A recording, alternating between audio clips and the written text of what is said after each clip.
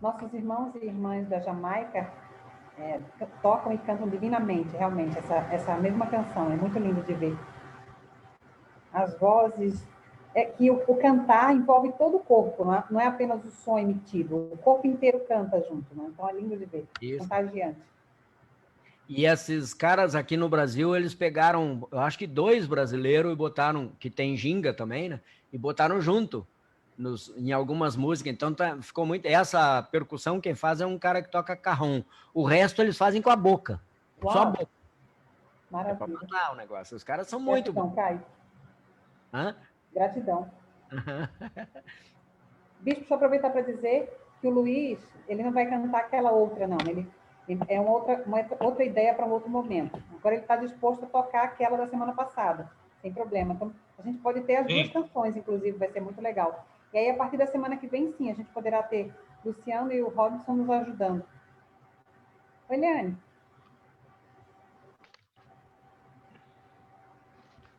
Estou vendo aqui se eu estou transmitindo pelo Facebook certo. Cidinha. Estava com o microfone fechado. Eu caí. Ainda não apareceu aqui no Facebook, bicho. Não apareceu, né? Ainda não. Transmitindo, mas ainda não chegou. Então... Vamos ver vocês. Aqui diz que está transmitindo. Só aqui no Facebook eu não estou vendo ainda. Olá, Leane. Oi. Noemi. Carmen Etel. Maria Aparecida está ali também. Ah, que bom, Maria Aparecida chegou. Boa tarde. Estou tentando verificar no Facebook, mas ainda não estou. Ainda não, estamos atentos aqui também.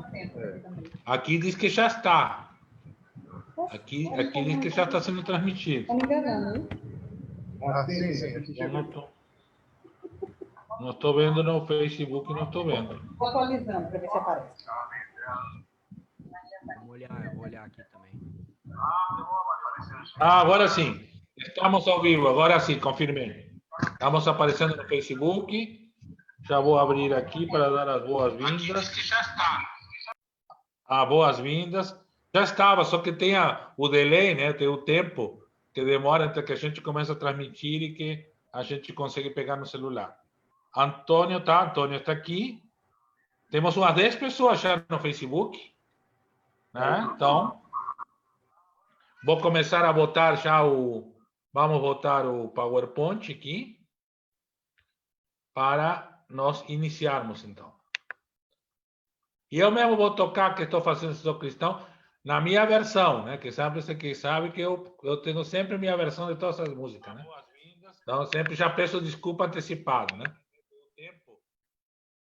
O que eu ficava feliz é quando encontrava o autor da música, geralmente o Chico, e eu tocava a minha versão e ele dizia que estava boa. E disse, bom, então tá bom.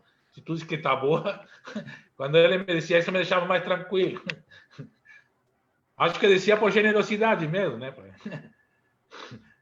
Mas o Luiz se também... sentir mal, né? Também Acho que todo autor gosta que toque a sua música, mesmo que não toque certinho como quer. Então, estou abrindo aqui para ficar a tela grande. Já estão vendo, né? A tela, né? Estão vendo o PowerPoint. Muito bem? Ah, não, mas esse é o etapa 1. Desculpe, eu compartilhei o errado. Eu tenho os dois e compartilhei o anterior. Deixa achar o certo, que agora não é esse aqui. Deixa pegar o PowerPoint certo. Etapa 2, aqui. Vamos ver.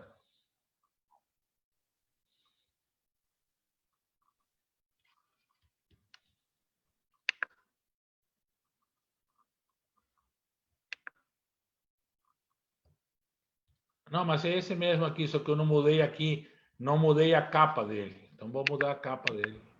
Eu também esqueci de mudar a data, Bispo, desculpa. É por isso que me enganei, porque como a capa não tinha sido mudada... Olha aí o nosso tocador. Deu certo. Agora já arrumei a capa. Você está vendo? E vou compartilhar de novo, então. Já vou compartilhar de novo. Bispo, como não tinha arrumado a capa, eu me atrapalhei aqui porque não tinha arrumado a capa. Agora está com a capa certa. Muito bem. Agora sim, tá vendo, né? Certo? Todo mundo tá vendo aqui? Agora sim. Do ver ao julgar. Agora sim. 2, etapa 2. É do ver ao julgar, né? Porque a gente vai repassar o ver, que fizemos na etapa anterior, com a chance de acrescentar. Só que eu vou trazer algumas questões bíblicas e não vamos continuar vendo, né? Porque, de fato, essas questões vão aguçar nossa visão para tentar ver alguma coisa que, quem sabe, a gente não viu ou não aprofundou na etapa anterior, tá? Isso, você Vou passar para o próximo Carlos quadrinho, entrou? então. Vamos ver se está passando isto. E aqui temos a música, então, que eu vou tocar na minha versão, certo? Então, já vou pedindo desculpa para quem conhece a música, porque vai ser a minha versão.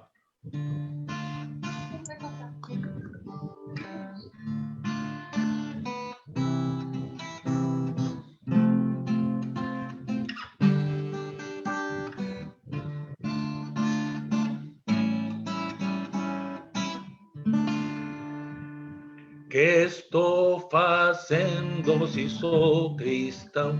Se Cristo deu-me o seu perdão, a gente pobre sem lar, sem pão, há muitas vidas sem salvação. Mas Cristo veio para nos remir, o ser inteiro sem dividir, não só a alma do mal salvar, também o corpo ressuscitar. Há muita fome no meu país, há tanta gente que infeliz, há criancinhas que vão morrer, pessoas idosas a padecer. Milhões não sabem como escrever, milhões de olhos não sabem ler, nas trevas vivem sem perceber que são escravos de outro ser. Que estou fazendo se sou cristã?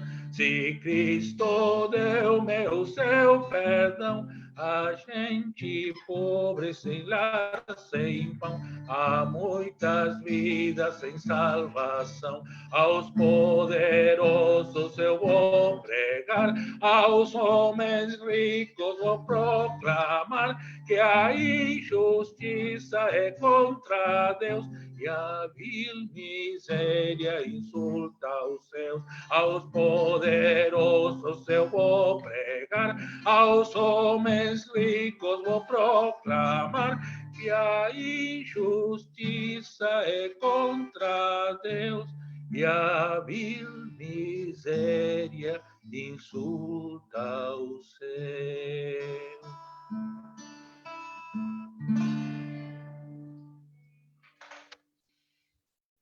Aqui temos, então, com essa música, né, que está presente no card. Não vamos ler de novo, porque a pessoa que estamos aqui estávamos na vez anterior, mas é um card que nos lembra a Sônia Mota, né, pastora presbiteriana, diretora executiva da Coordenadoria Ecumênica de Serviços, SESI, né? Nos lembra que o profetismo aqui no Brasil, né? Vamos ler essa parte que está em letras maiores, né? Que de propósito, né? Está colocada para enfatizar, né? Precisamos assumir se estamos a favor da vida ou se estamos do lado das forças que produzem a morte, né? E aí ela lista diversas situações que a gente tem levantado, desde o racismo, a questão da violência de gênero, né? E os direitos humanos, enfim, todas essas questões que nos colocam essa pergunta, né? E nos colocam esse desafio de estar do lado das forças a favor da vida e não do lado das forças da morte, né? E ao se colocar desse lado, ao assumir um lado, isso praticamente é praticamente uma entrada automática, diria eu, ao profetismo, né? Profetismo não é uma forma só, não é um jeito só, não é uma arte só, não é um discurso só, mas é um lado. É o lado só, o lado da vida, o lado da justiça. Não tem dois lados, tem um lado só, né? Então, estando desse lado, cada profetisa, cada profeta encontra a maneira de exercer a profecia, né? Já falamos, depois nós vamos ver no ver de novo, né? Que muitas vezes, inclusive, esse lado, essa forma de exercer a profecia, não se dá nas estruturas oficiais, né? Institucionais, né? Se dá por outros caminhos. Então, o que aumenta ainda mais a diversidade da profecia, né? Porque ela não está condicionada a nenhuma estrutura e a nenhuma forma pré-estabelecida, né? Embora nas estruturas possa acontecer também a profecia, né? Então, e agora, aqui temos o planejamento então, dos encontros. Nós estamos indo meio, né? Mas agora vamos entrar. Nós fizemos o ver, né, na anterior, e agora vamos ver do ver ao início do julgar. Vai na introdução do julgar. Eu diria que não, que propriamente hoje não vamos entrar no profetismo, mas nos antecedentes do profetismo, né? Nas bases, né? Nas raízes do profetismo, tá? E aí sim, depois, a gente, numa outra etapa, entra de cabeça na questão bíblica, propriamente dita, para tentar entender, a partir do nosso ver, o que estamos enxergando dentro da Bíblia e o que a Bíblia nos traz como contribuição. Então, a partir de agora, eu vou deixar com a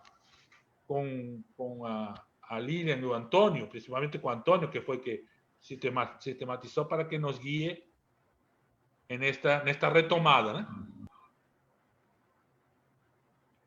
Paz e bem, boa tarde a todas e a todos. Novamente, um abraço negro desde Olinda, Pernambuco. Com gratidão pela presença de cada uma das pessoas aqui na sala e também que nos acompanha no Facebook. Que Ruá, nossa mãe criadora e carinhosa, amorosa, continue nos inspirando a desejar cada vez mais compreendermos que o profetismo nos constrange a vivermos nos dias atuais, para que cada qual de nós possa ser, de fato, testemunho profético, né? Onde quer que esteja atuando. Pois bem, rapidamente, somente para rememorar e dizer que os estudos estão tanto na página do Facebook do Diocesano Meridional, ou seja, da nossa diocese, como também o primeiro estudo está no canal do YouTube. E os próximos estudos deste mês, sobretudo porque estamos no mês da consciência negra, estarão também no canal do Abraço Negro, da Pastoral Abraço Negro.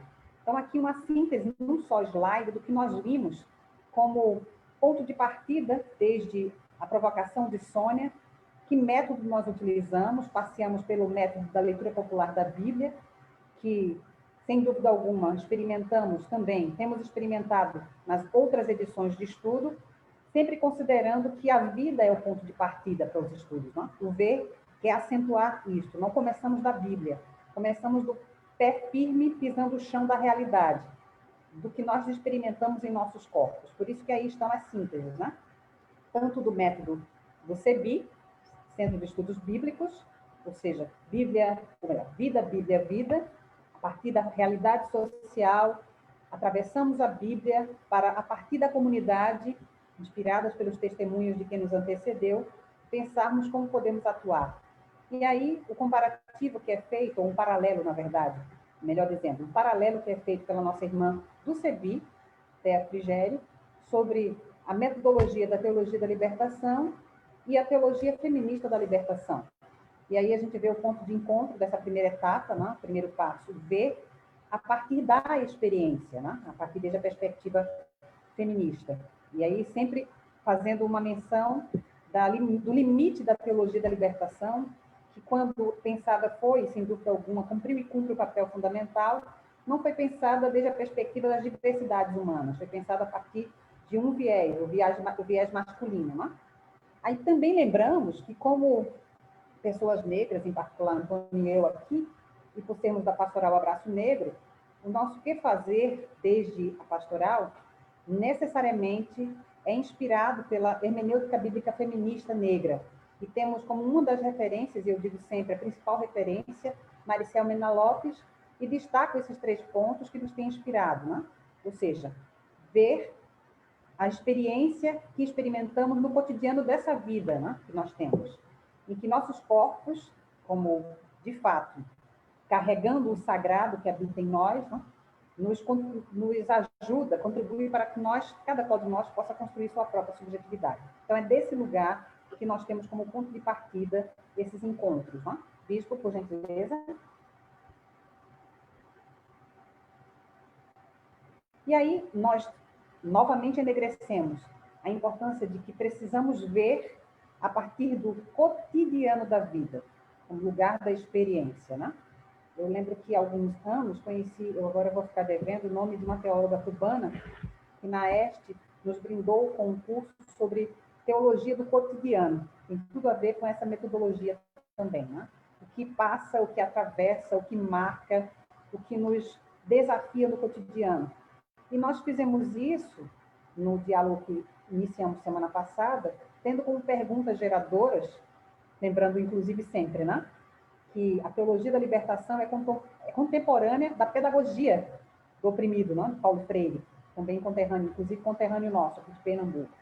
Então, como perguntas geradoras, nós tínhamos: vemos o profetismo como expressão da fé na realidade cotidiana? O que cada qual de nós tem visto como urgência para uma ação profética? O que cada qual de nós tem visto como profetismo aqui e agora? E aí, felizmente, nos sentimos, quem de nós, aliás, várias pessoas de nós estavam semana passada, e nos sentimos à vontade para compartilhar essas experiências.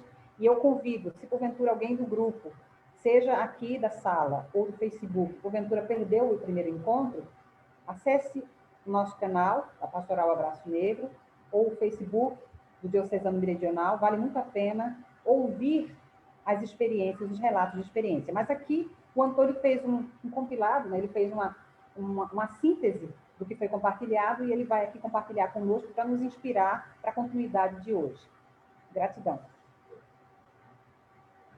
Paz e bem a todas e todos.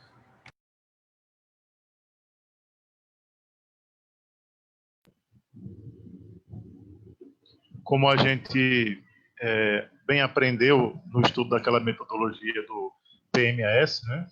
Planejamento, monitoramento, avaliação e sistematização, essa parte da sistematização é muito importante para a gente fazer, de fato, o registro, né? Histórico, material, de todo o estudo, né? E o PMS é uma metodologia que a gente aplica em várias dimensões da vida. Não podia ser diferente nesse estudo tão profundo.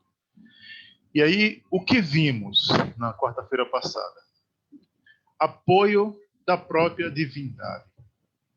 É a divindade que se encarna e nos acolhe, e nos inspira, e nos impulsiona a caminhar, que nos questiona também diante de nossas atitudes,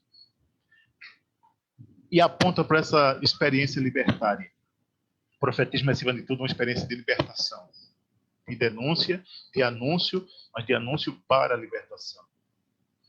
A igreja, como muitas vezes, um não lugar de profetismo. As estruturas, as instituições acabam se ensimesmando e aí vão se afastando da perspectiva libertária, profética. Exiladas africanas sem identidade. Na fala de algumas das nossas irmãs, a gente percebeu isto, e nas nossas vidas, né, do ponto de vista da herança africana, as diásporas não nos permitiram, enquanto ancestralidade, garantir para onde chegávamos ou onde chegávamos as nossas identidades. A grande marca das escravidões e da escravidão do povo africano, imposta ao povo africano, traz isto. Tirar, arrancar, vilipendiar a identidade, para que esse povo se enfraqueça. É um povo que guarda a sua identidade, é um povo forte, tem uma memória. Vimos o radicalismo profético a partir de Amós, numa pincelada, né, que o bispo Humberto deu, e nós vamos, creio que, aprofundar Amós e esses profetas mais na frente. Vimos também a profeta da oficialidade, que faz denúncia, né, como Isaías, que mesmo dentro da estrutura, né, ele aponta alguns caminhos nessa perspectiva libertária também. O profetismo é algo que comunica e não deve ser esquecido, aquilo que não deve ser esquecido, né, da memória do povo, lá em Miqueias 3, 1 seguinte. Ou seja, tudo isso para demonstrar as bases bíblicas desse trabalho, desse estudo, né? Vivência, palavra, uma inspirando a outra, né?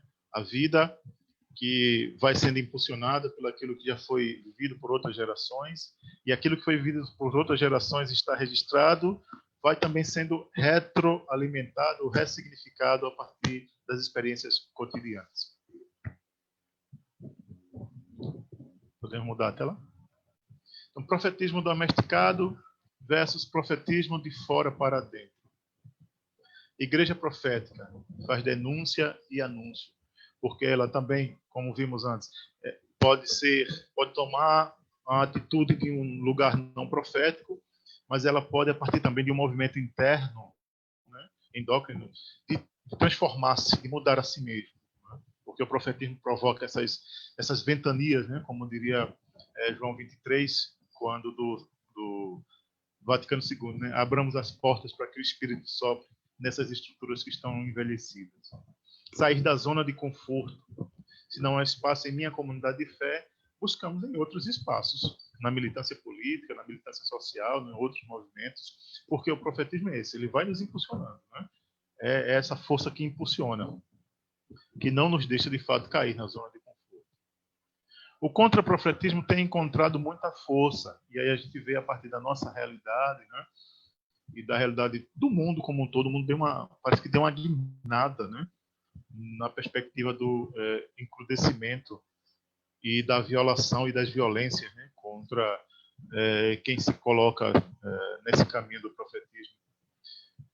A gente está ontem e hoje, né? Nessa expectativa do resultado das eleições, por exemplo, lá nos Estados Unidos, né? Que a gente bem sabe que, no fundo, um ou outro não vão mudar estruturalmente, né? Só que tem um caminho que está mais violento, está, né? Mais opressor. Então, a gente fica naquela de tentar que aconteça lá algo que também queremos que aconteça aqui, né? Uma mudança para, ao menos, sairmos dessa sensação de estado policialesco, né? E estuprador. Os estudos da Bíblia, a partir da teologia da libertação, os ideais proféticos suscitaram muitas vocações.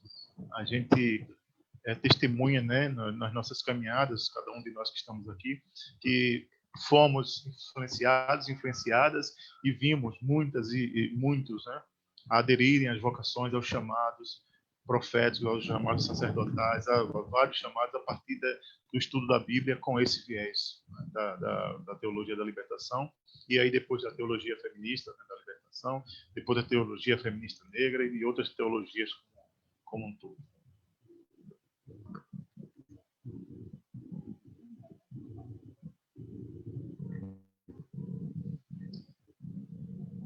O recrudescimento do racismo e do machismo como afirmação de Estado violento, estuprador e genocida. E aí é interessante, né? Esta semana, entre o estudo da semana passada e agora, acontece esse caso que está aí na mídia, né? Da história lá do estupro culposo, coisa estrúxula que a som tá baixo. O ente da justiça inventou. Como estamos fazendo o nosso dever de casa? Se o fizemos bem feito, nessa perspectiva mesmo de que quem somos, de fato, dentro desse jogo todo, né? Como estamos nos posicionando para dizer que nós não compactuamos com este formato de sociedade, de Estado, e muitas vezes da própria igreja mesmo, né? Nos viés que as igrejas começam a tomar, e a gente denuncia aqui. Como estamos fazendo esse dever de casa para dizer assim, olha, apesar desta situação, apesar deste momento, nós dizemos que somos resistência. Nós dizemos que não concordamos com esse status quo, né?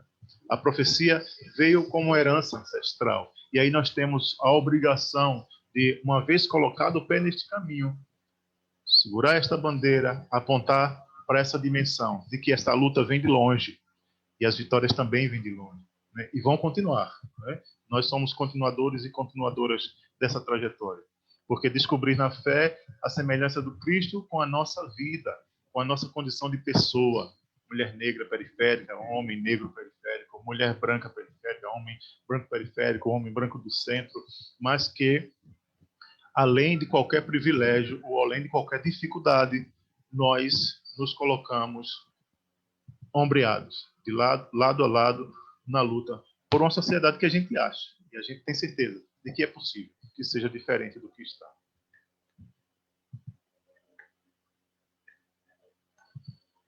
Desobediência religiosa.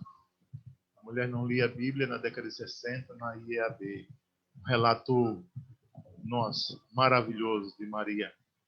Maria Aparecida, Cidinha, que vem e traz para a gente uma experiência de vida, um acúmulo que nos enche de esperança, e a gente vê Cida dando testemunho dela, não só na fala, mas na vida, né? A vida realmente dedicada a dizer, olha, apesar das barreiras que colocam, eu não estagno diante dessas barreiras, eu vou além. Alguma brecha vai abrir e eu vou abrir, mesmo que tenha que romper no peito, né? Como muitas de nós fizeram e fazemos agora e faremos mais para frente. Estudos em grupos de resistência, teologia da esperança, futuro que não começa no presente, não é futuro. Essa é uma fala maravilhosa, não é? Não adianta dizer que, eu acredito que o futuro vai ficar melhor, eu acredito que num futuro que, se agora a gente não toma as rédeas desse futuro, já fazer nesse presente algo de diferente, né? Continuar a continuar. Uma palavra de ordem, né? Na nossa caminhada. A igreja é um instrumento, nunca o instrumento. Isso é maravilhoso, porque desloca, né? Tira do centro da atenção e coloca, de fato, a igreja como serviço. O estar na igreja, o ser igreja é serviço. Não é? É meio, é caminho, nunca o fim em si mesmo. Vozes proféticas se unindo e construindo a nova sociedade. Porque é isso. Não adianta apenas denunciar ou anunciar, mas tem que trabalhar, tem que construir. Se não construir, não vai ficar nada de fruto. Ser canais de rua. Ampliemos nossa enxergância e nossa escutatória. Porque nossa visão não pode ficar presa a situações que muitas vezes causam angústia, nos enchem de lágrimas e não conseguem fazer com que a gente enxergue de fato a realidade. E a nossa escuta tem que ser sempre uma escuta atenta, atuante, militante, para poder ser profeta. E aí, na perspectiva desse profetismo, desse anúncio e denúncia, o poeta escreveu lá em 2002, no início do século, negritude. Negritude, consciência histórica na busca constante da identidade cultural, é a luta pela sobrevivência, denunciando a violência social, racial e de gênero. Negritude, ideologia do oprimido que foi arrancado a ferro e fogo da poeira de seu chão, do seio de sua mãe em África. É o grito de quem vive nos guetos, nas favelas e nos becos, disputando com ratos e urubus o alimento. Negritude é a liberdade conquistada com sangue, suor e raça e sob a proteção dos orixás. É Xangô, é Yansan, é Ogum, é Iemanjá. Mulheres e homens transformados em divindades, vivendo aqui e agora a grande Kizomba. Da série Enegrecer, 7, assim como a fala da nossa pastora Sônia foi da série Enegrecer, 14. Demos continuidade, então, ao nosso estudo com a força da Ruá e a força dos orixás. Amém? Amém. Amemos. E obrigado. A poesia. Aliás, tu tem que depois quando seja oportunidade, na outra fala, tu tem que nos colocar mais dentro do Kizomba. Eu já vi, até tem um grupo que se chama Kizomba, né? Que eu já vi alguns vídeos no YouTube e tal, né? Então, eu estou a fim de aprender mais sobre quizombância, né? Então, nos ajuda depois com isso. Mas vai surgir na conversa. Eu só aqui coloquei neste quadro um pouco para retomar um pouquinho aquilo que já Antônio tinha sistematizado, de algumas referências bíblicas, que ficam como perguntas. Ou seja, o ver nos chamou a atenção sobre questões que estão lá na Bíblia, mas que nos chamou a atenção assistematicamente, né? Simplesmente me levantou a lebre, como disse, né? Levantou a perdiz, né? Então, do assunto. E aí surgiram esses textos, Amós 7, né? Aquela questão que escapa das estruturas, que aí estão com versículos certos, agora fui procurar certinho os versículos, né? Onde Amós se enfrenta ao sacerdote Amazias no templo de Betel, né? Que era um templo do reino, né? E Amós, sendo estrangeiro, vai falar no templo oficial do reino contra o rei desse outro reino, né? Então, algo completo. E ele, inclusive, tem uma frase de Amós que nos deixa uma grande pergunta que a gente pode tentar descobrir, né, durante os estudos, que ele disse: eu não sou profeta nem filho de profeta. Por que um profeta diria que não é profeta, né? Então, essa é uma boa pergunta, né? Por que uma pessoa exercendo a profecia, acusado de ser profeta por um sacerdote da religião oficial, nega ser profeta ou filho de profeta, quer dizer, ou algum descendente desses que este cara diz que são profetas, né? Então, é uma pergunta que fica, quem sabe isso nos ajuda mais adiante para dizer, nós somos profetas, não somos profetas, não vamos dizer que nem Amós, que não somos nem profeta, nem filho de profeta, então somos o quê, né? Então, é uma boa pergunta, pois um texto que é bom que fique aí como pergunta, como incentivador.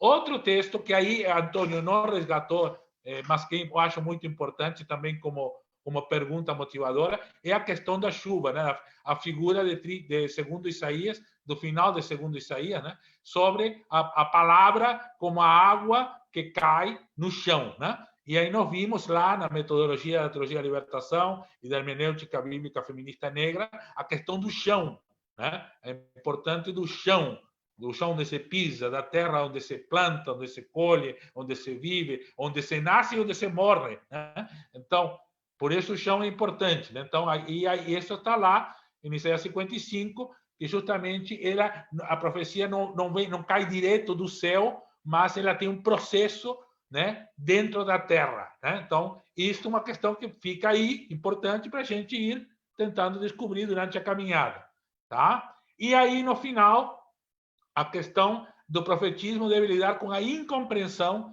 das pessoas envolvidas em percepções colonizadas, né? Ou seja, a gente falou também bastante no VER, né? Essa questão de que a própria Maria Aparecida dizia, né, que ela não sabia nem como dizer isso, nem como propor, né?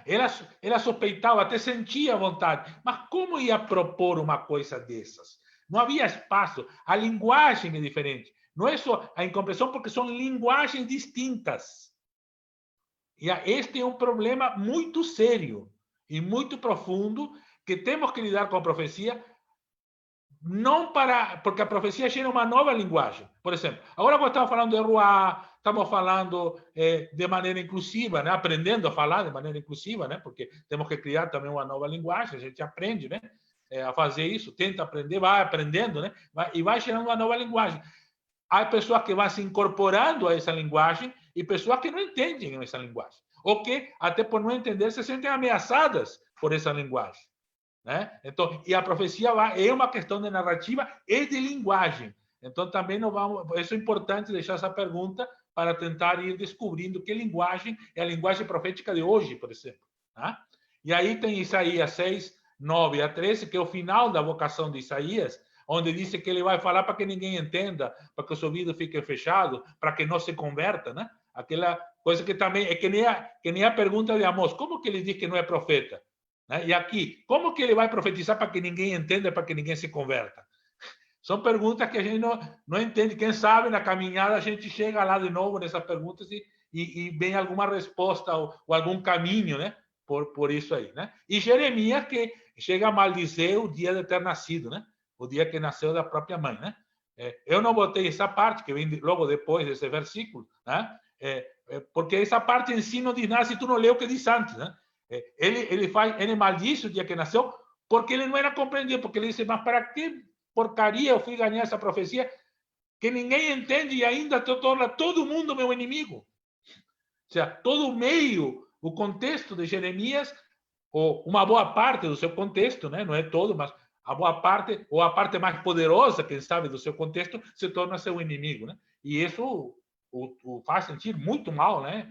Ao ponto de lamentar o dia que nasceu, né? Então, isso também é outra coisa que a gente tem que ir lidando durante a caminhada para ver como lidamos com esse tipo de frustração, né?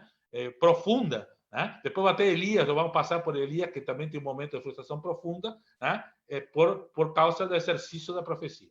Então, essas são as perguntas que vem do ver, que levantaram questões. Então, agora eu vou iniciar o julgar, do ver ao julgar, né? Que são os antecedentes, né? O percurso do profetismo, desde ou a partir da experiência humana que transita entre o cotidiano e o transcendente, né? O profetismo nasce aí, nessa experiência humana que transita entre o cotidiano e o transcendente. Digo transita, não digo que vai, porque ele vai e volta, né? Vai do cotidiano ao transcendente e volta do transcendente ao cotidiano e permanentemente fazendo este movimento. E nesse movimento que o profetismo começa a surgir na experiência humana, né? Tá? E aí nós vemos aqui, então, alguns antecedentes, de que eu vou, então, para passar sem querer, eu quero tirar o quadrinho um pouquinho que está me atrapalhando aqui.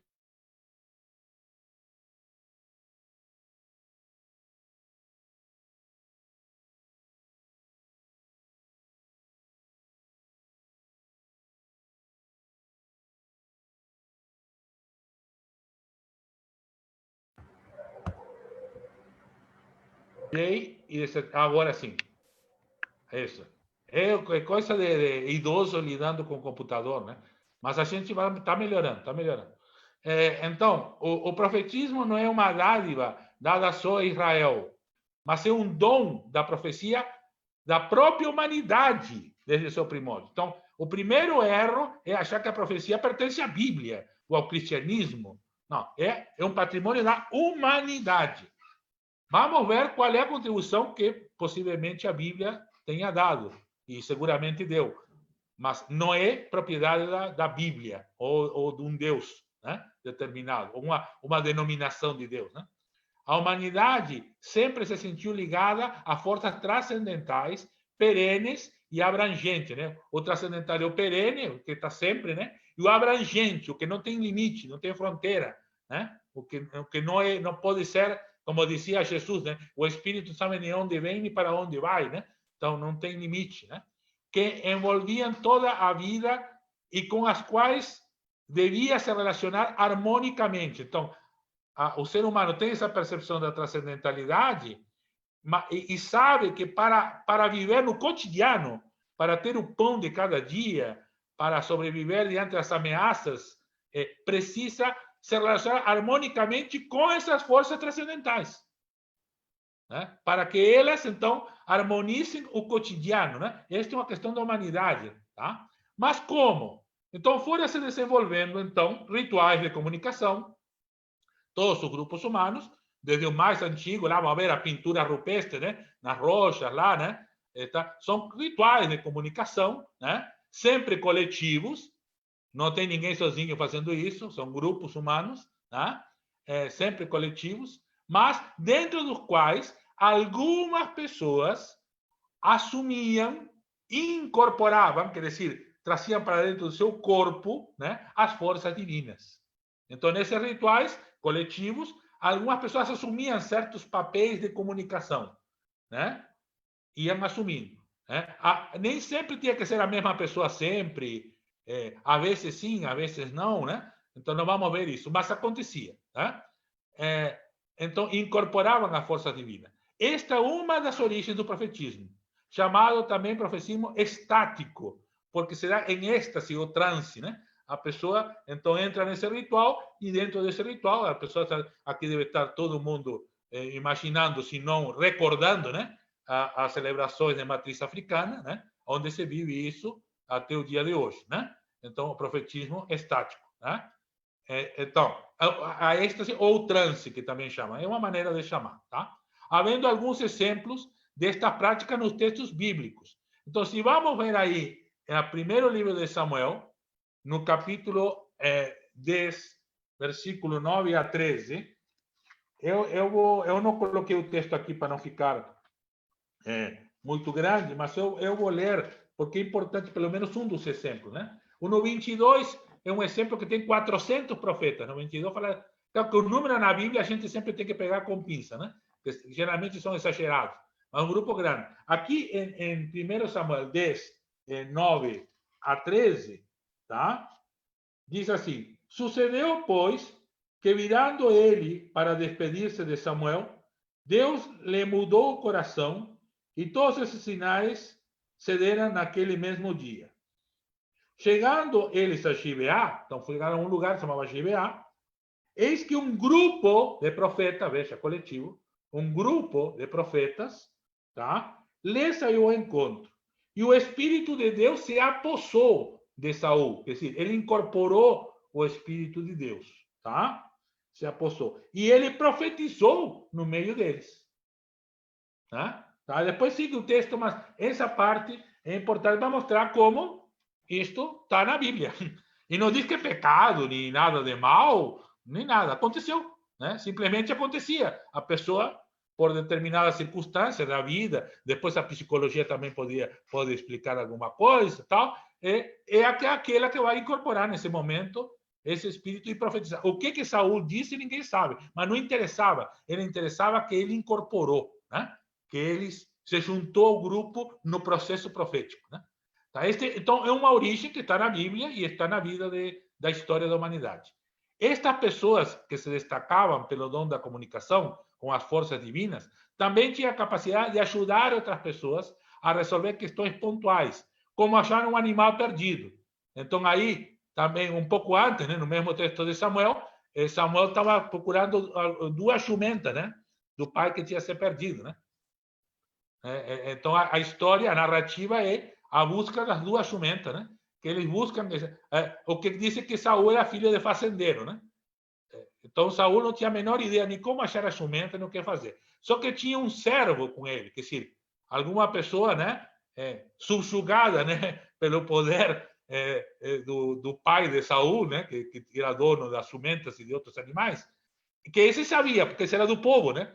Ele disse assim: olha, tem um homem de Deus aí, que era Samuel, né, que pode nos ajudar a encontrar a jumenta.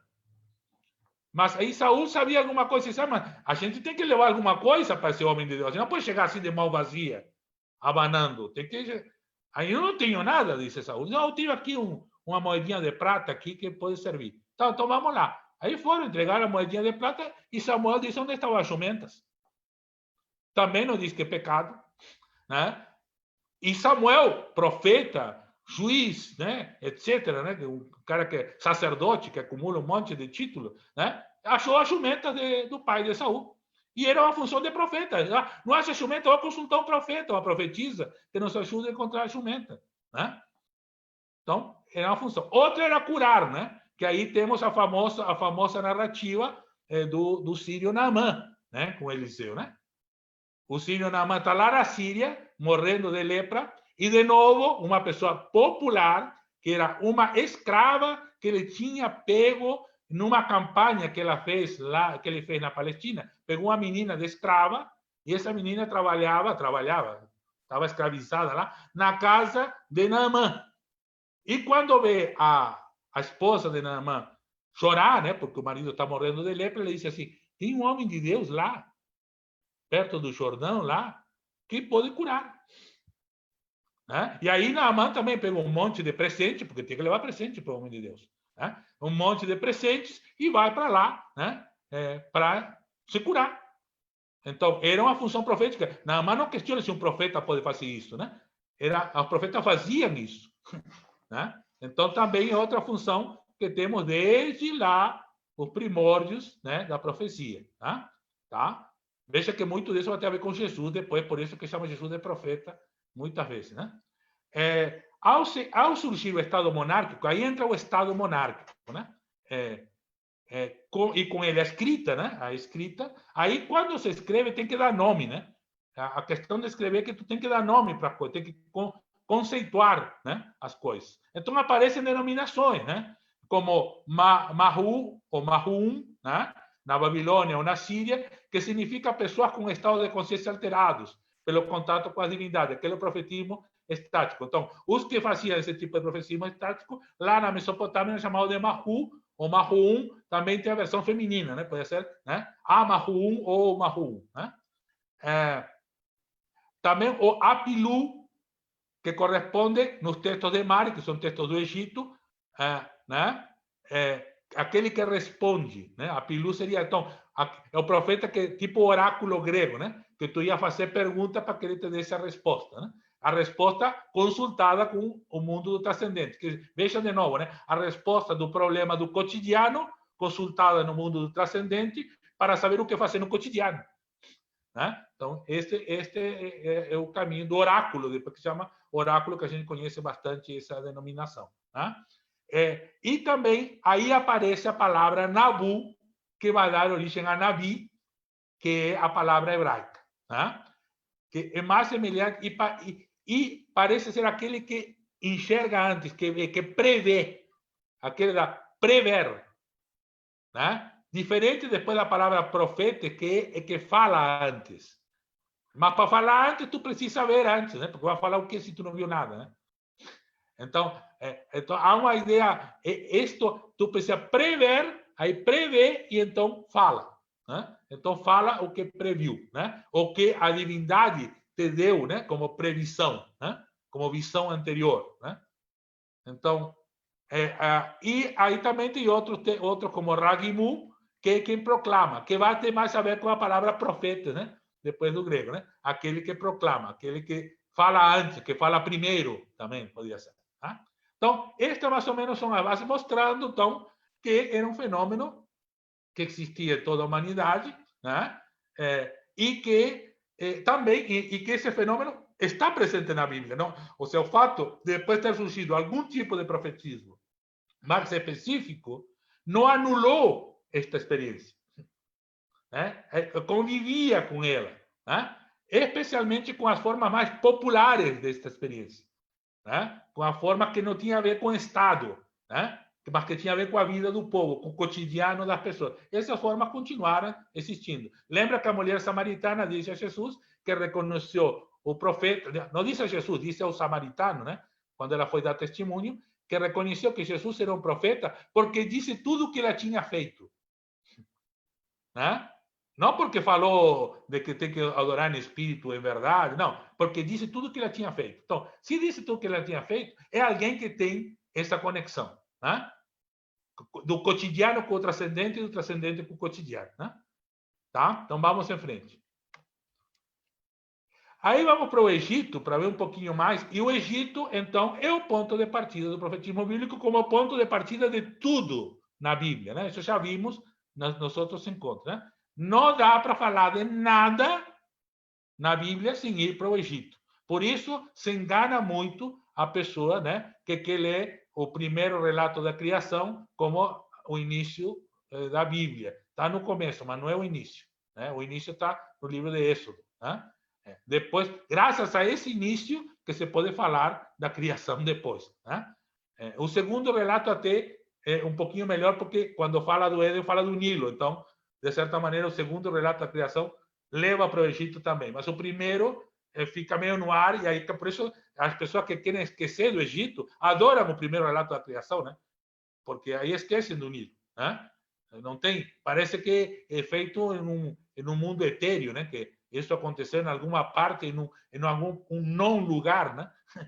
Mas vamos voltar para o Egito, né? Então, o profetismo bíblico emerge destes profetismos populares e estatais. Os estatais também estavam aí em convívio, porque a esse profetismo popular depois vai assumir forma dentro do Estado, como funções do Estado monárquico, tá?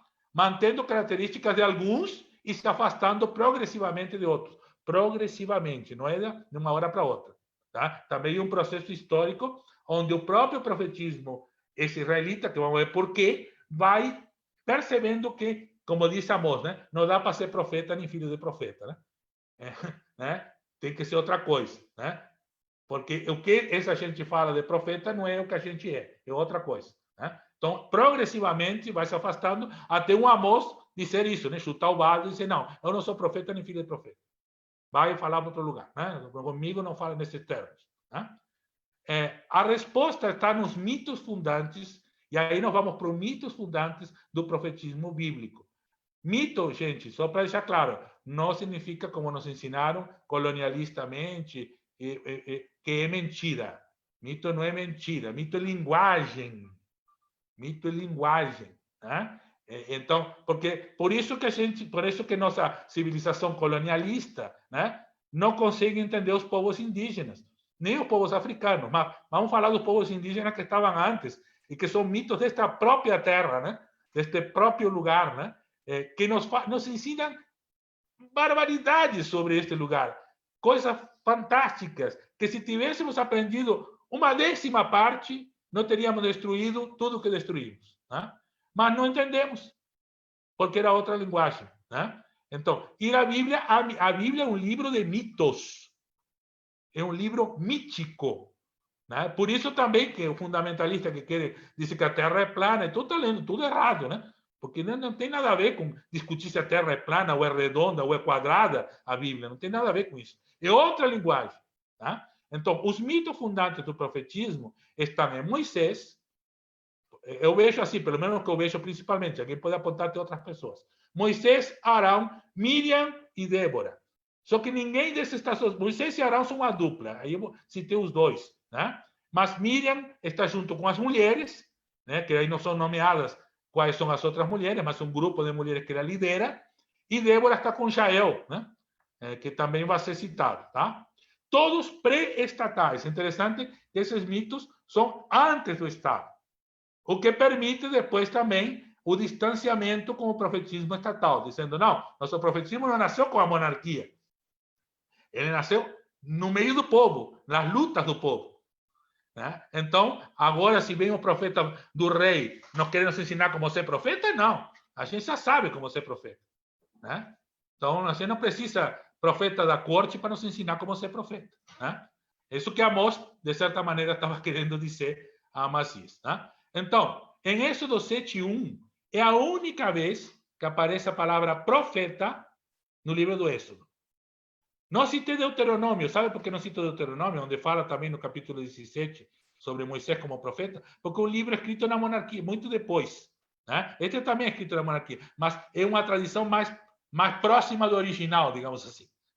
Né? Então, e aí Moisés realmente nunca, só uma vez se chamou de profeta, num versículo fantástico. Veja o que diz esse versículo aqui, que eu traduzi, porque realmente pegada a versão e ficava meio... Eu fiz na minha própria tradução, então pode discordar com as versões que vocês têm. Né? E por que botei Yahvé com as 4 consoantes? Porque botar Senhor já é machista. Então, eu acho assim, que tanto do ponto de vista do resgate da matriz africana, da fé judaico-cristã, quanto da matriz feminina, né? Não podemos aceitar a palavra Senhor. E muito menos onde não está. Né? Então, quem transformou Javé em Senhor foram os rabinos lá, que não queriam que pronunciassem Javé. Problema deles. Né? Então, ou não pronunciamos, ou essa divindade que tem essas letras, e aí cada um imagine pronunciar o nome que quiser, ou é Yahvé, mas não é Senhor. Né? Então, Yahvé disse a Moisés, olha, eu te fiz um Elohim. Aí diz um Deus. Mas temos que tomar cuidado no hebraico. Qual é a palavra usada para Deus? Lembra? E aqui é usado no El. A palavra para Deus seria El. Né? E aqui está Elohim, que é a palavra usada para o Deus dos deuses. Então, o que quer dizer com que fez Moisés um Deus dos deuses? Né? Ou o grande Deus? Né? Ou o Deus que abrange toda a divindade? Né? Tá? Para o faraó, quer dizer, como o faraó era Deus, Moisés tinha que ser Elohim, para estar acima do faraó. Senão estava no mesmo nível ou abaixo. Então, por isso bota Elohim. Um El não era suficiente, porque o faraó também era um El. Mas Moisés é um Elohim. Tá? Então, um Deus acima do faraó, né? Tá? E Arão, teu irmão, o teu Navi, o teu profeta. Então, veja, uma imagem. Há algum pecado aqui? Não. Né? Então, lembra que Jesus disse, Jesus cita aquele salmo que diz, né? E vocês são deuses, né? E está lá no Novo Testamento citado o salmo por Jesus ou pelas pessoas que resgataram o Evangelho. Vocês são deuses, né? E deusas, né? Então aqui diz, não, tu vais ser um Deus, você vai estar acima, eu vou te empoderar com minha divindade, tu vais incorporar a minha divindade, de tal maneira que tu serás uma divindade acima da divindade do faraó, e Arão vai ser o teu profeta. Quer dizer, Arão vai ser a pessoa que vai interpretar as tuas ações para o faraó e para o resto das pessoas. Tá? Então, eu deixo aí porque não vou explicar mais, porque a gente tem que explicar, né? A gente vai ter que encontrar até que ponto isso contribui, né, para a nossa experiência de profetismo hoje. Que isso que é importante, né? Porque resolver o problema do que significava, nunca vamos resolver. Por isso a gente continua escrevendo sobre a Bíblia até o dia de hoje, né? Então, e o outro é Êxodo 15, 20, bem conhecido, né? Que é a única vez que se diz a palavra profetiza em todo o livro do Êxodo. Então, veja, tem duas vezes. Uma vez a palavra profeta e outra profetiza. Então, tem profeta e tem profetiza na nossa origem. Não tem só profeta. Tem profeta e profetiza. Tá? E essa palavra profetiza é atribuída a Miriam dentro de um ritual profético feminino. E aí diz, e Miriam, a Naviá, irmã de Arão, pegou o pandeiro, diz tamborim, mas esse tamborim que ela fala é um círculo de madeira com um couro que se pegava na mão. Então não é tamborim, desculpa, é pandeiro. Né? Nós sabemos como se chama isso aqui em português. Então por isso eu botei pandeiro, tá? Então pegou o pandeiro nas suas mãos e todas as mulheres saíram atrás dela com pandeiros e com dança. Esse era o ritual profético. E vamos ver que a profecia feminina tem a característica que sempre é cantada. A mulher canta sua profecia. O homem fala. Às vezes também canta, mas muito mais fala. E a mulher muito mais canta. A profetismo feminino é muito mais de cantar. Mas também tem outras características. É só uma parte formal agora. Tem a característica do conteúdo também diferente. Vamos em frente. O profetismo popular dentro do processo de libertação do povo escravizado. Então, aqui acontece que o profetismo do cotidiano se incorpora ao processo de libertação do povo escravizado pelo poder dominante. Né? Então, esse profetismo que já existia participa no processo de libertação. E através de uma divindade que participa da história, tomando lado ou partido das pessoas oprimidas. Né? E aqui esse versículo, que aparece em 3.7, tem outra versão em 3.9 e outra versão em 4.31, mas a da 3.7 é a melhor, a mais completa, né? Disse, né? E Yahvé disse, eu vi, duas vezes, né? Eu vi, né? A aflição do meu povo no Egito. E ouvi seu gemido, ou choro, né? Pode ser, diante da minha face, né? Lefeni, que se diante da minha face, diante de mim, mas da minha cara, né? Feni é rosto, né? Por causa de quem lhes oprime. E eu conheço seus lamentos, penas ou sofrimento, que essa palavra pode significar várias coisas. Tá? Então, esta divindade é que faz esse profetismo participar deste processo, de uma divindade que vê e que ouve e que enxerga, né? Porque acontece na frente da sua face. Né? Tá? Miriam e as mulheres cantam a Yahvé, diz que Yahvé derruba esta palavra, isto é parte do conteúdo próprio do profetismo feminino. Derruba cavalos e cavaleiros, instrumentos de guerra contra o povo oprimido, porque não são cavalo e cavaleiro, né? Qualquer. Cavalo e cavaleiro significa tanque de guerra, significa bomba, significa tudo que é instrumento de guerra, né? Tá? E seus soldados que fazem isso funcionar, né? Nas águas, diz mar, mas a palavra emaim, que sempre é água, né? Nas águas, se seja do mar, do rio, né? E as águas, lembra útero, né? Ou seja, na verdade, o que acontece no mar Vermelho, no Mar do Junco, né, que era a denominação mais originária, né, é que os opressores são engolidos pelo útero de Deus e daí nasce um novo povo, né? Então, né? E aí as mulheres cantam essa profecia, né? E vamos ver que não, isto pareceria assim uma digressão, né? Uma fantasia, mas vamos ver que as outras profetisas vão confirmar isso. E quais são as outras? Débora e Jael, por exemplo, com o profetismo que mobiliza para a luta, né? Aqui um canto para sair para a luta, né? Eu me lembro, ele não, né? Aquele ele não é muito parecido com Débora, né? Que ele não, não, não. E pegando a música lá dos partigianos, da resistência italiana contra o nazismo. Né? Então, resgatando aquela música e transformando um novo canto de luta e de mobilização. Né? Então, Débora também chamada de profetisa, em Juízes 4:4, embora tenha como referência o marido, Lapidot, né? Parece que as mulheres sempre eram nomeadas pelo nome do marido. É uma forma de nomear, porque esse Lapidot não aparece para nada. Né? Até o nome significa tochas. Então, de repente, tem um nome meio fictício, porque ele não faz nada. Não aparece Lapidote em lugar nenhum. Né? Só porque Débora era a esposa de Lapidote. Bom, né? E ela tem a liderança, ela é juíza, que é esse líder das tribos, né? E é chamada mãe em Israel.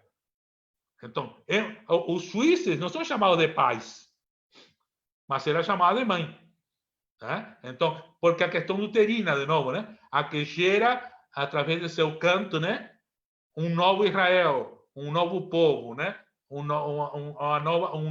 novo ser. Né? Débora profetiza em um lugar sagrado, a palmeira de Débora. E esta figura está na minha tese de doutorado. Vocês podem acessar em Amor Plural, Amor Plural, como é o nome. E então é uma... Não se sabe de onde que vem, é uma figura que pode ser entre o ano 2000 e o ano 600, que se não tem data definida, né? Mas é uma deusa, certamente, né? Dando de mamar, né? a um ser humano, pode ser algum líder, né? Ou uma mulher, porque não se sabe, ela está de frente, né? Embaixo de uma palmeira. Embaixo de uma palmeira. Está lá registrado. Então, não era incomum o profetismo exercido embaixo de palmeiras, né? Não era incomum, tá? Senão não teria essa figura aqui. Tá? Então, como mostra a talha antiga de uma deusa dando de mamar, né? Embaixo de uma palmeira. Da mesma forma que Moisés e Arão, Miriam e as mulheres, a profecia de Débora, a juíza e mãe de um povo, aponta para outra mulher. Então, ela está sozinha. Né? Moisés apontava para Arão, Arão apontava para Moisés, né? Débora aponta para Jael, Jael aponta para Débora, né? Então, é que realiza a profecia derrubando, veja, derrubou os cavalos, acaba derrubando um exército, né? Opressor, na figura do seu comandante, né? Cícero. Então, pega Cícero e com isso derruba o exército inteiro, né? E Débora canta, diz 5:3. Débora canta. Então, é dito explicitamente que ela canta, né? Acho que os homens podem ter cantado, mas o cantar das mulheres era outro cantar. Era um cantar que tinha que ser lembrado, tinha que ser mencionado, que elas cantavam. Né? Bendita seja entre todas as mulheres, seja Jael, tão parecido com o que se diz de Maria, né? Esposa de Eber, de novo, né? Marido também não aparece para nada, mas é a esposa de Eber. O Kenita, o ferreiro.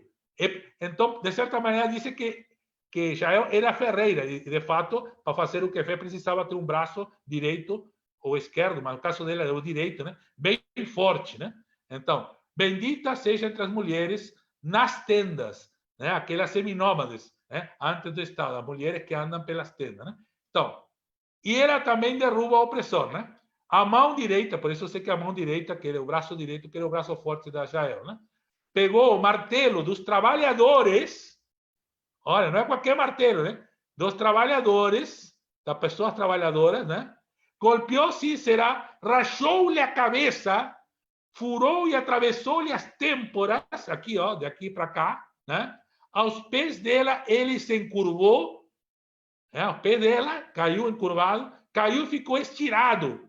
E seus pés se encurvou e caiu. Então, de novo, você diz que encurvou e caiu. É o grande general, aos pés de Jael, né? A ferreira, que atravessou a cabeça dela, né? Dele com uma estaca, né? Onde se encurvou e aí caiu morto. Palavra do Senhor, demos graças a Deus. estas figuras vão nos conectar. Então, derruba, né? O profetismo feminino canta e derruba. Canta e derruba, né? Esta é uma característica bem clara das antecessoras, né? Desse profetismo. O profetismo masculino anuncia, denuncia, mas não derruba. Quem derruba são as mulheres. Ou derrubam ou apontam quem derrubou, né? Porque elas dizem para os homens que não foi eles que derrubaram, foi Javé que derrubou, né? No caso de Miriam. Tá? Estas figuras vão nos conectar com o profetismo de Ana, mãe de Samuel, né? Primeiro livro de Samuel, capítulo 2. Maria, em Lucas 1, que depois nós vamos chegar no Segundo Testamento. Ana, em sua profecia, citada na boca de Maria, em Lucas, canta: o arco dos poderosos é quebrado, né? Porém, a quem anda cambaleando, lhe empodera. E também eu fiz a minha tradução aqui, porque diz, lhe dá força e empoderar. Né? Então, o que anda cambaleando, lhe empodera. Então, de novo, quebra, derruba, né? E levanta quem andava cambaleando, né? Lhe dá poder e levanta. A Maria vai dizer, né? Derruba os poderosos de seu trono e exalta os humildes, né? E levanta os humildes, né? Também derruba e levanta, né? Derruba e levanta a profecia feminina, tá? Então, agora, para nós conversar, já é para chegar na hora de nós conversar, então trouxe estas perguntas sobre estas raízes, tá? Onde estão as raízes da profecia em nosso contexto? Porque aqui são as raízes da profecia bíblica. E nós, onde que estão nossas raízes? Onde estão nossos mitos fundantes? O que estes mitos fundantes nos falam sobre nossos mitos fundantes? É possível reconhecer a divindade que vê, ouve e participa de nossa história tomando lado e partido? Eles lá reconheceram. É possível para nós reconhecer? Onde podemos encontrá-la? Ou como podemos reconhecê-la? Né? Ou alguma palavra nesse sentido. Né? Porque lá nos mitos fundantes tem como, né? Moisés se encontra na sarça, Miriam na dança, né? E no ritual, né? Com as mulheres, né? Débora embaixo da palmeira e Israel com uma estaca na cabeça do general. Né? Então, aí o encontraram.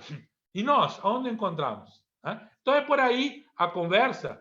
Vamos ficar aqui com as origens. Depois, na próxima etapa, a gente vai entrar, então, como vai se desenvolvendo, né? Este profetismo já durante o estado monárquico, né?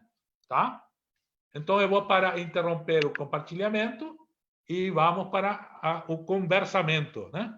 Vamos lá. Então, estou ouvindo. Vamos lá.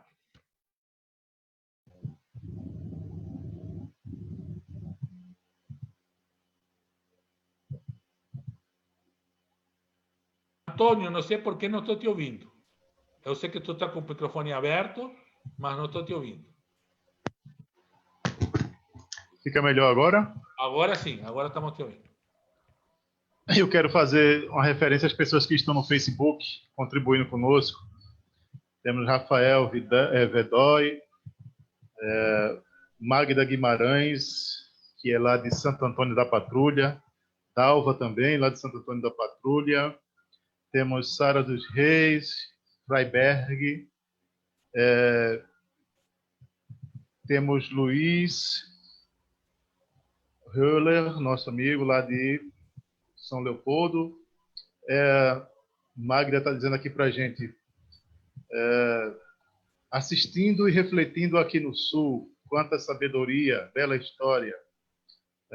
Dalva nos dá uma boa tarde, Rafael também nos dá uma boa tarde. Paulo também está aqui. Enfim, muitas pessoas estão contribuindo com a gente na participação no Facebook e registrar essa presença, né? Muito bem, é prazer todo também. Eu estou vendo aqui os nomes das pessoas que estão chegando. Podem colocar aí, o Antônio, te viu que o Antônio está atento? Então, não se acanhem, ele vai pegar o comentário. Tá? E se chegar tarde o comentário, fica para a próxima. Mas vamos continuar. É importante, só para dizer para a pessoa que está entrando novas, digamos assim, neste processo, é que este é um estudo, não é um curso. Então, estamos todos aprendendo umas com as outras, né? Uns com os outros. Então, toda contribuição é importante. Então, voltamos para aquelas perguntas, né? Vimos os mitos originários do profetismo na Bíblia, e a pergunta é, por isso eu digo, continuamos vendo, né? Estamos julgando, mas continuamos vendo. Onde que encontramos nossas próprias raízes, né? Onde que encontramos esses exemplos, essa inspiração hoje, né? Para continuar a exercer o profetismo, né? Então, isso aí. Está aberta a quem quiser. Noemi está com o microfone aberto. Quer falar alguma coisa, Noemi? Tá, então, acho que eu vou, só para começar, uma coisa assim que, essa semana, né, realmente, a partir do encontro passado, fiquei refletindo muita coisa, e eles dizem que a gente, nesse período de pandemia, os dias são muito iguais, né, e parece que a nossa referência de tempo e espaço mudou, porque a gente não se encontra com ninguém, mas ao mesmo tempo tem propiciado esse tipo de encontro, né? Encontrando pessoas com quem jamais, né? Ou com alguém lá do Pernambuco, né? Então, como está sendo interessante esse período, mas realmente para refletir sobre essa questão, porque o profetismo, como, né, foi falado hoje, né, essa questão do sair da zona de conforto, mas tem sempre a ver com o divino, né, com o transcendente, né? O profetismo não é uma coisa humana, mas é uma coisa relacionada com o transcendente. E toda vez que eu vejo essa questão do transcendente em todas as religiões, é a importância da vida, né? Então, sempre o profeta vai ter que falar, a profecia tem que ser feita em promoção da vida, né? Então, se é uma autoridade, então contra essa autoridade que destrói a vida, ou situações, né, nesse sentido, ou uma pessoa que está fragilizada, você vai levar a profecia do anúncio da esperança para levar a vida para aquela pessoa também, né? Alegria, esperança. E, enfim, essa coisa do... a gente começa a viajar, a gente fala que não tem nada que fazer, fica filosofando, mas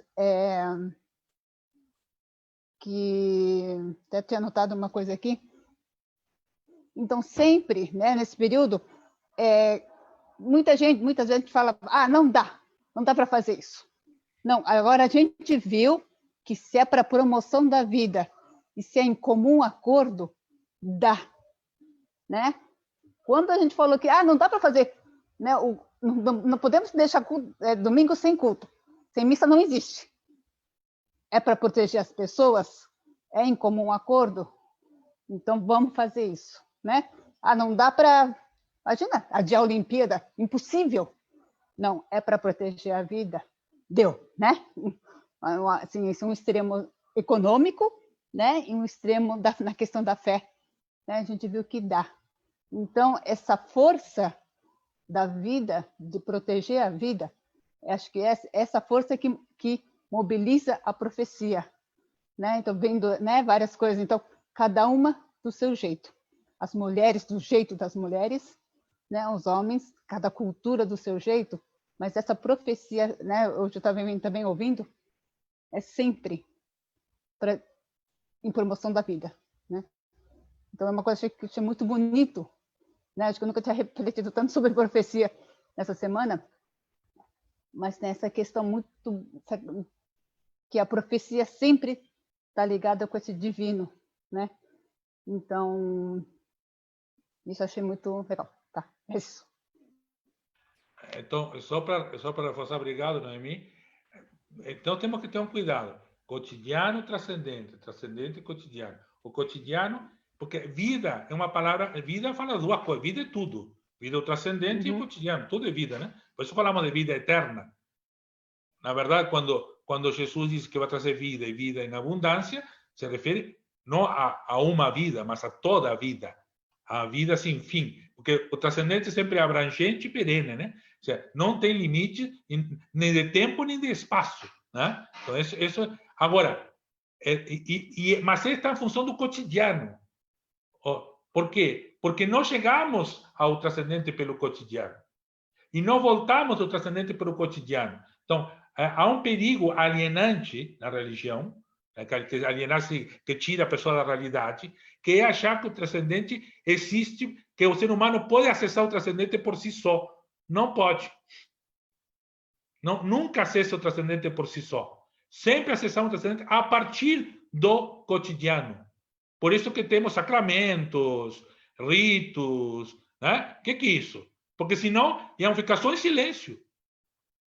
E é uma maneira de acessar, né? Mas o silêncio também, o silêncio não existe, né? Porque o silêncio de fora é o barulho de dentro, né? Tu vai acabar ouvindo o teu estômago, o teu coração, porque não tem silêncio. Aquele silêncio do nada não existe, né? Então, sempre vai estar o cotidiano. Então o que diz a Noemi do que está acontecendo na pandemia? O que está acontecendo? O cotidiano nos desafiou, né? Numa situação, né? E aí nós vamos buscar no transcendente as ferramentas. E claro, no transcendente tudo é possível. Essa é a diferença entre o cotidiano e o transcendente. No cotidiano, nem tudo parece possível, ou nem tudo é possível nesse momento. Mas no transcendente tudo é possível sempre. Então, por isso o transcendente nos traz as forças para encontrar a possibilidade onde não há possibilidade, né? E aí vem a esperança, né? A esperança é isso, né? Ou a própria fé, conforme Hebreus, né? 11:1, né? A fé de acreditar naquilo que não vimos, né? O que não veremos, não estamos vendo, né? Então, o transcendente traz essa questão. Então, não podemos, pelo menos biblicamente, não dá para entender, né? O transcendente sem o cotidiano. Mas também não dá para viver o cotidiano sem o transcendente. E aí o profetismo é uma dessas conexões. Eu diria assim, é a conexão crítica, né? Por quê? Porque é a conexão que desafia o transcendente a responder ao cotidiano, né? Deus se desafia quando vê a opressão do seu povo. Deus se desafia e vem para o cotidiano. Diz, eu vi o que está acontecendo no cotidiano do meu povo. E desafia as pessoas do cotidiano a profetizar, a agir profeticamente para transformar a realidade desse povo conforme a vontade transcendental de Deus, né? Que diz que é possível chegar a uma terra prometida, onde ninguém chegou, né? Porque a própria Bíblia diz que quem chegou à Palestina foi a segunda geração, né? Onde ninguém deles chegaram, mas acreditaram que podiam chegar. E porque acreditaram que podiam chegar, a segunda geração chegou. Né? Então, só para deixar claro, isso porque é importante, porque muita da minha leitura colonialista nos aliena com o transcendente. Porque o desconecta do cotidiano. E, às vezes, o torna inimigo do cotidiano. Né? Tu tem que se castigar, que se torturar. Né? Isso é o contrário, inimigo do cotidiano. Não, tu tem que... A transcendência tem que fazer teu cotidiano ser mais pleno. Né? Porque então não está conectado, está desconectado. E aí é sofrimento. Né? E aí é sofrimento, ou às vezes até opressão. Né? Só para aproveitar, porque isso é importante, depois nós vamos ver isso no desenvolvimento. Alguém mais?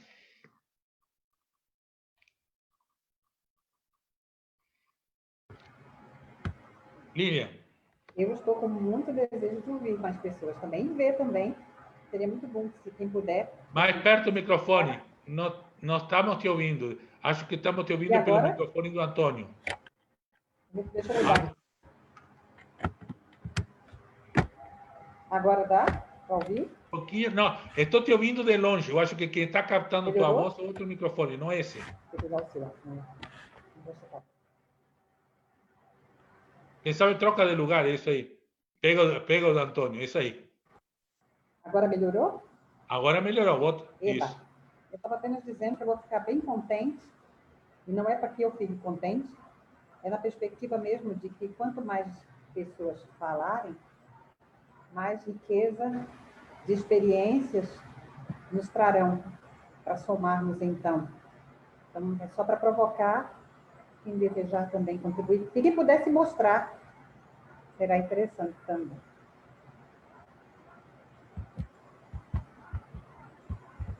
Enquanto fazem isso, ou pensam fazer, eu quero compartilhar rapidamente. Eu penso que toquei nesse assunto na semana passada, das pessoas que, ao longo dos últimos anos, têm sido muito importantes para a minha caminhada e referência como diretoras espirituais, seja do Batuque, do Candomblé, do catolicismo romano monástico, beneditino, ou da Assembleia de Deus, citei alguns nomes, e novamente reafirmar que a mesma ar, o mesmo sopro de inspiração, eu senti nessas pessoas em seus testemunhos proféticos. E aí eu quero trazer um testemunho mais recente, que certamente ficou conhecido de várias pessoas, e eu citei num dos encontros, quando do episódio de uma menina de 10 anos, mais uma menina de 10 anos, que vinha sofrendo abuso sexual, e que engravidou, e que o corpo não tinha a estrutura de manter a gravidez, e eu estou só colocando isso como uma a mais, tá? E a lei lhe garante o direito, né, de ter a vida. Um grupo de pessoas que se sentem donas da profecia fizeram, pessoas religiosas, fizeram uma vigília na frente do hospital, chamaram aquela menina de assassina. Provavelmente nem estava entendendo nada do que estava acontecendo. E um grupo de pessoas não religiosas, feministas, ativistas, estiveram em frente ao hospital para assegurar o direito à vida daquela menina. E é só para trazer o eco do que dizia Noemi, a profecia está do lado da vida, neste caso específico. A vida concreta de uma menina de 10 anos que vinha sofrendo anos de violência e que estava sendo violentada novamente. Então, é só para perguntar para nós, né, com relação à religião. E eu sou pessoa religiosa, cada qual de nós o é também. Eu sou religiosa e sou sacerdotisa, mas tenho total compreensão de que a religião é apenas o que foi dito já, instrumento, é um instrumento, não é o instrumento. E se esse instrumento nos toma ou se assume em nós o primeiro lugar, isso é idolatria. Ou seja, nós somos uma igreja conhecida enquanto igreja anglicana, temos uma igreja litúrgica, uma liturgia belíssima, sobretudo quando nós conseguimos atualizar essa liturgia e trazer a realidade do cotidiano para dentro dela. Só que, às vezes, temos dificuldade de sair dessa liturgia comunitária e viver a liturgia cotidiana, de inserção profética na realidade da vida das pessoas, principalmente as pessoas que são vilipendiadas pelo Estado e pelo acúmulo histórico de violências que tem desumanizado pessoas. Então, é uma provocação de que o profetismo nos desafia a enxergar para além da beleza plástica do fazer culto, do estar conjuntamente em comunidade, assegurar a beleza da infraestrutura. Concordo que isso tem importância, mas isso só tem importância se, como diz a liturgia, ao concluirmos com a despedida, temos consciência de que de tudo que participamos na liturgia é para que, quando sairmos porta fora, possamos ser comunhão, possamos ser profetas no cotidiano da vida, para transformar a realidade de injustiça. Gratidão.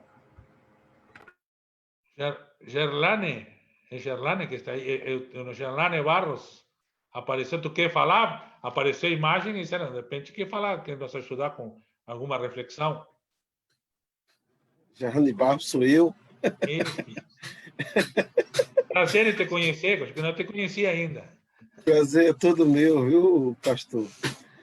Eu fiz acompanhar, eu gostei muito da parte que falava sobre os mitos, né? E fazendo uma diferenciação entre a interpretação que se faz do mito e o mito enquanto linguagem, né?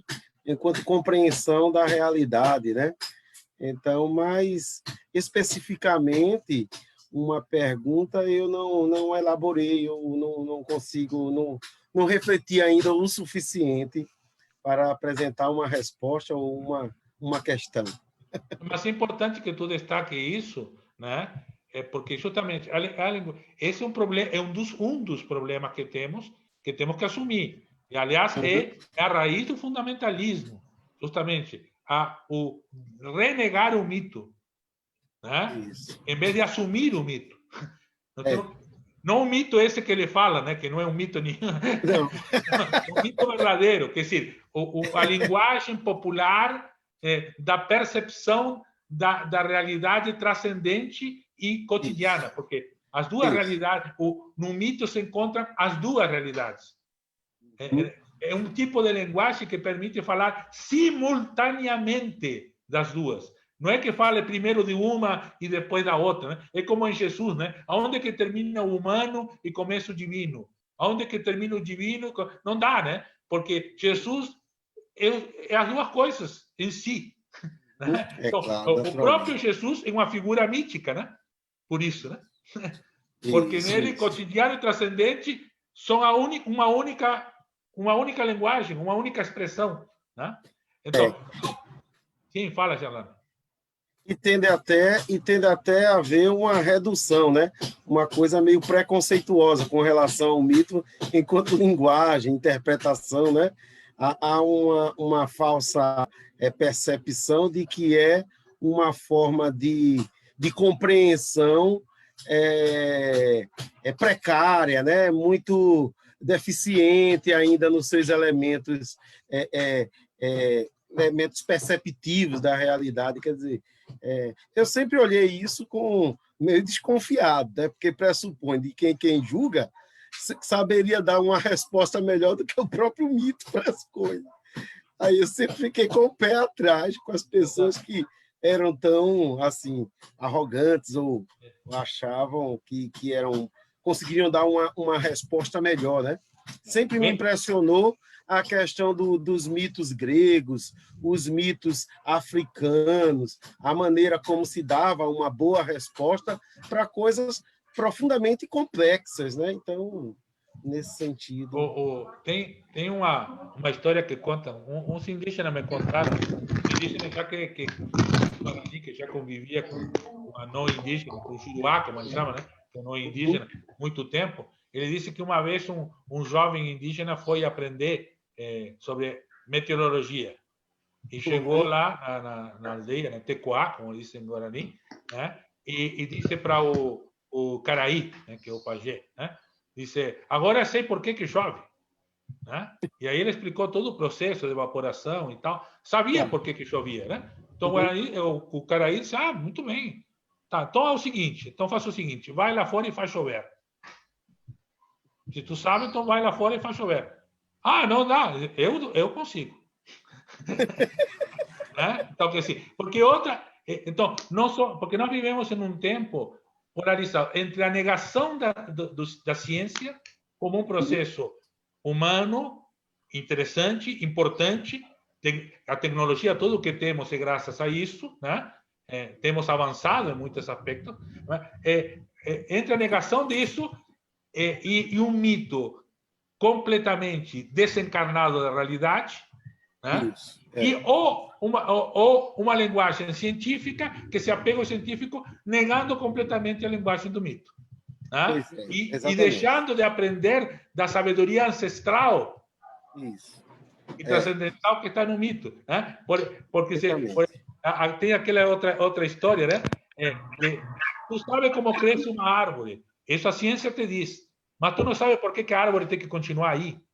Isso a linguagem mítica te diz. Por que essa árvore tem que continuar aí? Perfeito, e não pode ser tirada daí. Né? Perfeito. Muito bom. Não só por questão do aquecimento global, não.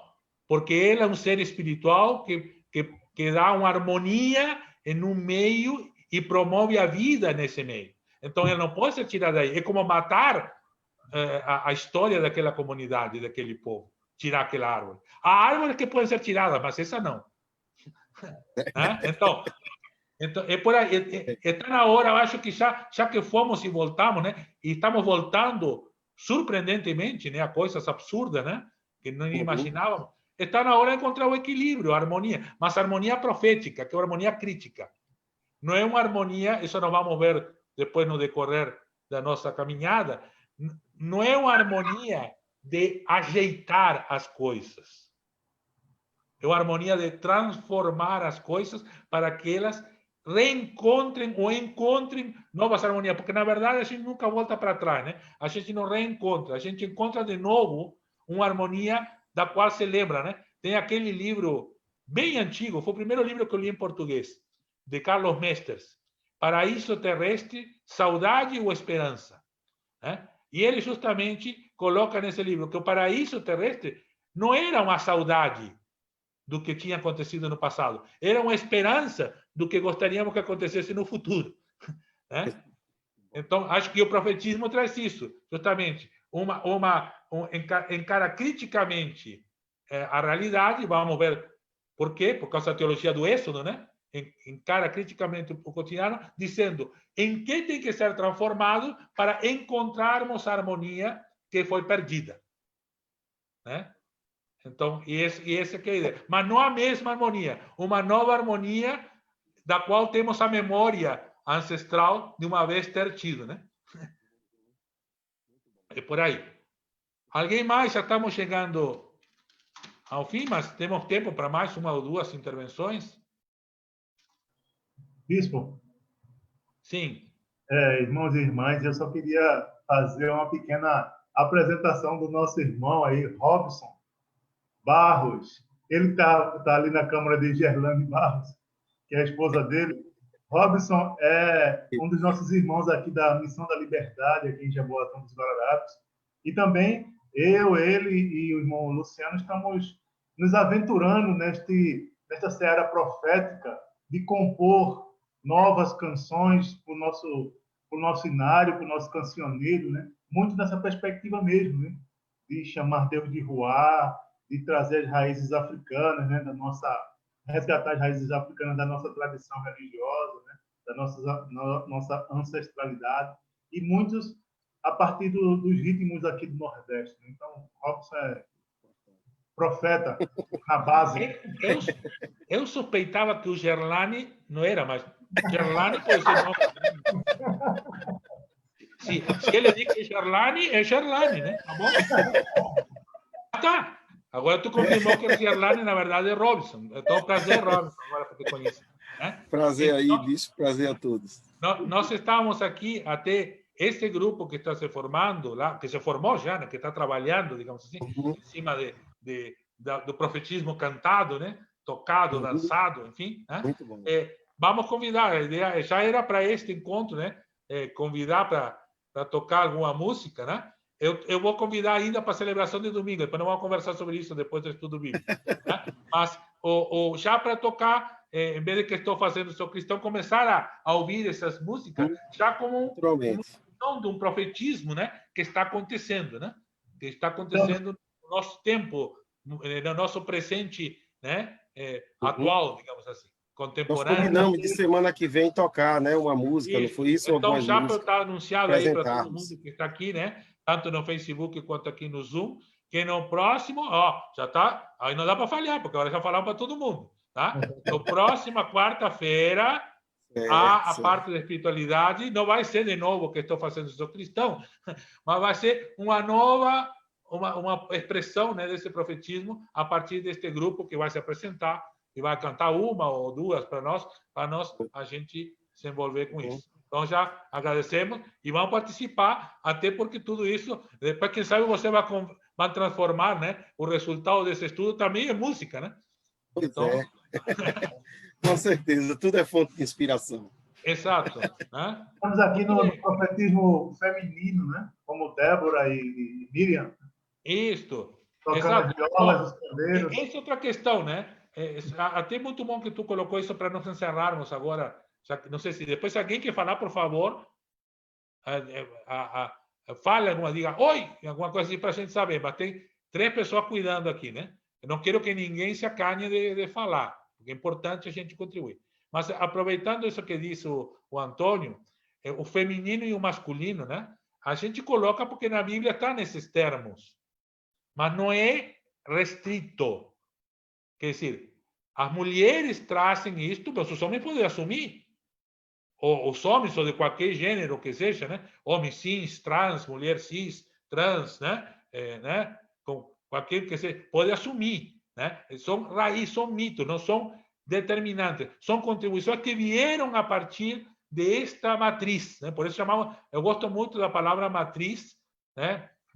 De útero, de mãe, né? Vieram a partir dessas matrizes. Mas nós podemos transitar por ela. Graças a Deus vivemos em uma época onde a liberdade de transitar está sendo muito maior, né?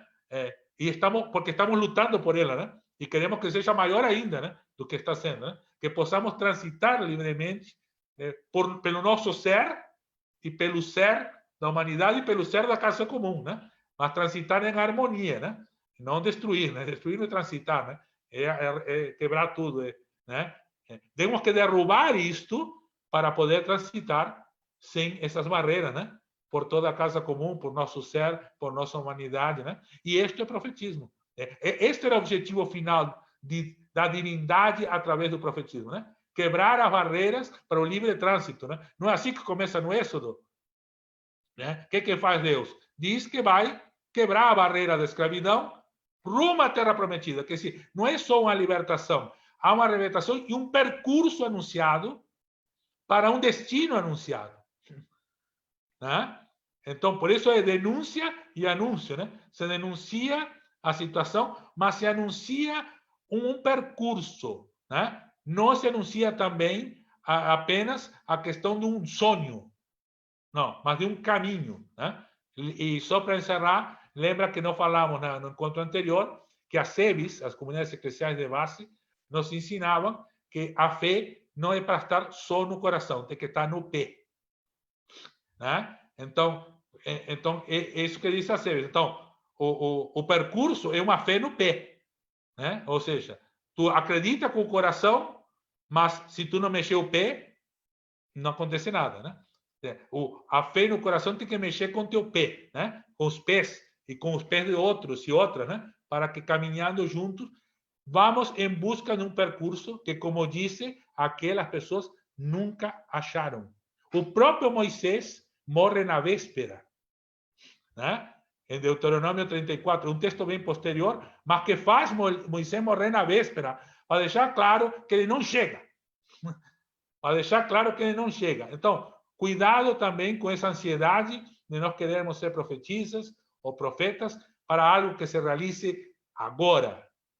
Não, tem que ser algo que se realiza a partir de agora, né? Mas que não sabemos, que de repente só enxergaremos de longe, né? Que nem Moisés, né? Ou, quem sabe, só ajudaremos a percorrer uma parte do caminho para que as outras pessoas possam percorrer a outra parte do caminho, né? Então, é por aí. Acho que e aí a espiritualidade profética é fundamental, né? O cultivo da esperança, do sentido transcendental, porque senão se frustra e aí então não quer mais caminhar, né? Ou quer regressar, né? Que era o que o povo queria toda hora fazer, né? Voltar para o Egito porque lá tinha cebola, né? Então, e no deserto não tinha, então queria sempre estar voltando, né? E o povo, os resumos proféticos diz assim, que o povo de Israel sempre estava querendo, sempre Deus chamava e eles sempre voltavam à opressão, né? Porque sempre é mais fácil voltar para a opressão do que caminhar para o novo, né? O não conhecido ainda, né? Mas o esperado, né? Que é a libertação, né? Então, é por aí. Gente, aqui, Antônio está dizendo que toda essa quarta-feira, né? A partir das 15 horas. Alguém mais quer para encerrar alguma... Só lembrando a respeito disso, que eu não lembro do texto, mas da música, se não me engano, que é do Chico, que formosos são os pés que anunciam as boas novas. É lindíssima e tem um senso bem profético. Então, vamos trazer esse texto quando vejamos Isaías, né? Justamente da fé no pé, né? Perfeito.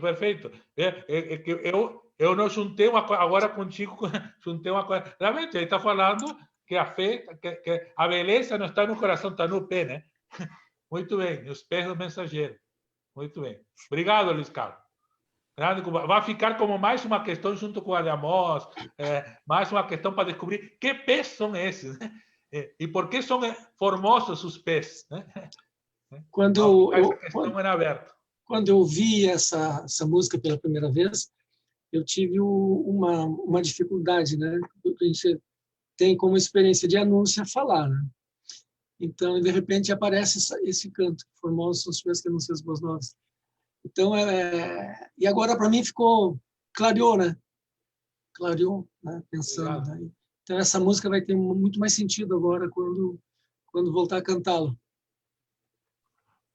Muito bem. Então, com os pés formosos de quem anuncia a paz, né? Podemos seguir nosso caminho, né? Nessa quarta-feira encerramos, então na próxima quarta seguimos com o julgar. Acho que vamos continuar vamos trazer algum pequeno resumo sempre da vez anterior, né? Aí está o compromisso de Antônio ajudando nesta parte, está construindo, não ajudando, né? Estamos todos ajudando e todos ajudando. Mas estamos construindo, né? Essa parte e um grupo cantando para nós na próxima quarta, tá?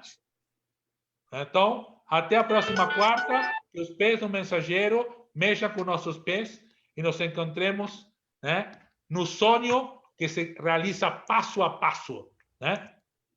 Vamos embora e nos encontramos. Que esperar não é saber. Quem sabe faz a hora e não espera acontecer. Até a próxima.